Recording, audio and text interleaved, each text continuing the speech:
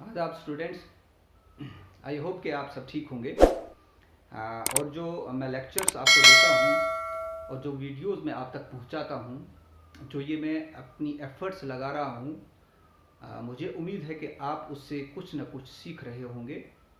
और अगर मेरी इस वीडियो से एक ही स्टूडेंट क्यों ना सीखे, मेरे लिए जो है वो इनफ है और मैं अपने आप को सक्सेसफुल समझता हूँ। आई होप कि आप जिस तरह से मुझे साथ देते आ रहे हैं इसी तरह से मेरा साथ देते रहेंगे और मेरी इन वीडियोस को आप जो है वो वॉच करते रहेंगे और मैं एनकरेज होता रहूँगा। तो मैं आगे फर्दर अपनी पूरी एफर्ट्स लगाकर जो मुझ तक है वो आप तक पहुँचाने की मैं पूरी कोशिश करूँगा। और मैं कोशिश कर रहा हूँ कि ज़्यादा से ज़्यादा बच्चे जो हैं वो मेरे इन लेक्चर से कुछ सीखें।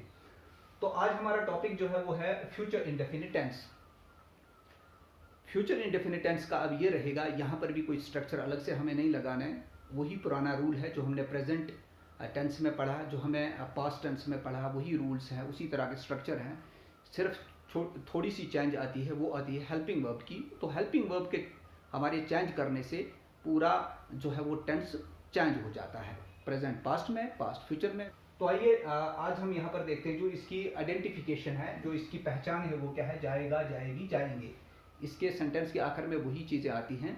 उर्दू में जब हम इसको ट्रांसलेट करते हैं किसी सेंटेंस में, तो वो जाएगा, वो जाएगी, वो जाएंगे, वो खाएंगे, वो काम करेंगे, वो लिखेंगे, वो पढ़ेंगे, इसी तरह के सेंटेंसेस जो है वो आते हैं। इसमें कोई नया रूल नहीं है।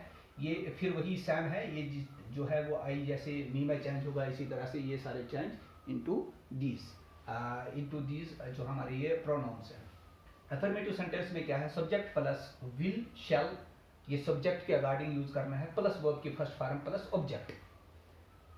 अब प्रेजेंट और पास्ट जो हमने टेंसेस पढ़े हैं उनकी जो इंडेफिनिट टेंस के अफर्मेटिव सेंटेंस का जो एक्टिव सेंटेंस है उसमें क्या है, सब्जेक्ट है।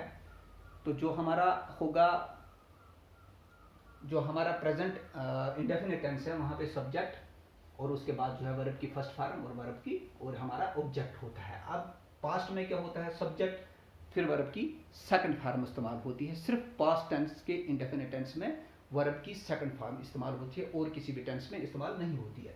तो इसका पैसिव वॉइस जब बनाएंगे हम, तो इसका क्या स्ट्रक्चर बनेगा, ऑब्जेक्ट प्लस विल बी। अब ये ऑब्जेक्ट प्लस विल बी और शैल बी प्लस वर्ब की third form plus by plus subject. यहां तक स्ट्रक्चर जो है ये इससे आगे का स्ट्रक्चर और ये सेम है। अब यहां पर हेल्पिंग वर्ब हमें चेंज करनी पड़ रही है।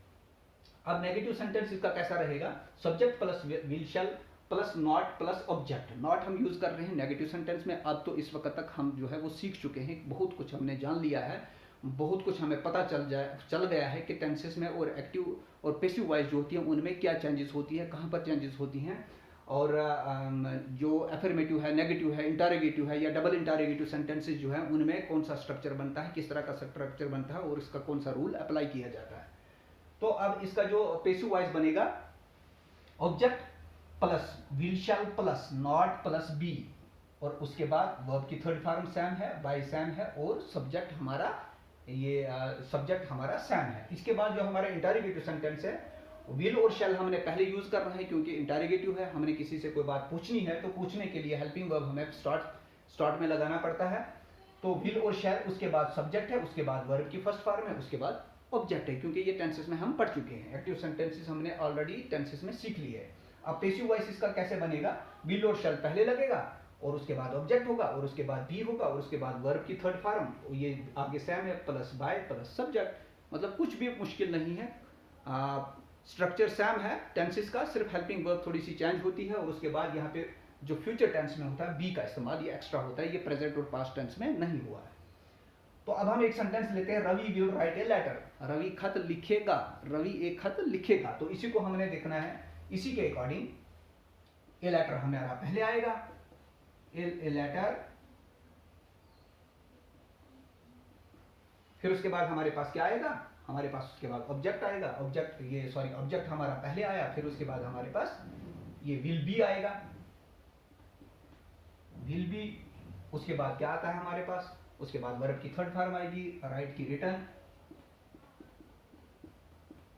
ठीक है। उसके बाद हमारे पास क्या आएगा, बाय आएगा, उसके बाद हमारे पास सब्जेक्ट हमारे पास यहां पर रवि है,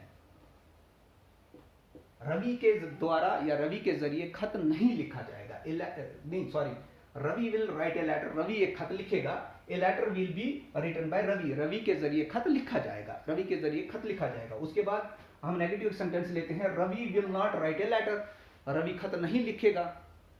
तो ठीक, हमने ये ए लेटर को हमने पहले लाना है, ए लेटर, फिर हमने इसी स्ट्रक्चर के अकॉर्डिंग चलना है। ये हमारे पास नेगेटिव सेंटेंस का, ठीक है, हमारे पास ए लेटर आ गया, फिर आ गया विल, फिर उसके बाद आएगा हमारे पास नॉट, फिर उसके बाद हमारे पास बी, फिर उसके बाद वर्ब की थर्ड फॉर्म वही सेम है,